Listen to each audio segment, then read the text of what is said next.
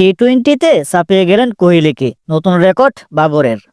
বিরাট কোহলিকে পেছনে ফেলে দিলেন বাবর আজম। সোমবার হোবার্টে নতুন রেকর্ড স্থাপন করলেন পাকিস্তানের প্রাক্তন অধিনায়ক।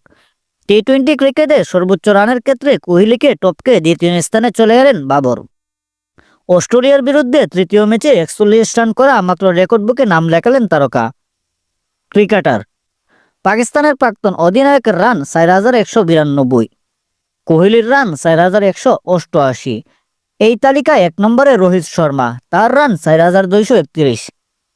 কিন্তু টি-20 বিশ্বকাপ জয়ের পর ক্রিকেটের সংক্ষিপ্ত ফরম্যাট থেকে বিদায় নেন বিরাট এবং রোহিত, যার ফলে দুই মহাতারকাকে পেছনে ফেলে শীর্ষস্থান দখল করা শুধুমাত্র সময়ের অপেক্ষা। মাত্র 39 রান পিছিয়ে বাবর। প্রথম 10-এ রয়েছেন মোহাম্মদ রেজওয়ান, তার রান 3329। টানা ব্যর্থতা কাটিয়ে রানে ফিরেছেন বাবর। অদূরেই টি-20 ক্রিকেটে সিংহাসন দখল করবেন তিনি। টি-20 বিশ্বকাপে ব্যর্থতার পর আবার সাদা বলে ক্রিকেটে নেতৃত্ব ছাড়েন সমালোচনার তীরে বিদ্ধ হন প্রাক্তন পাকিস্তান নেতা।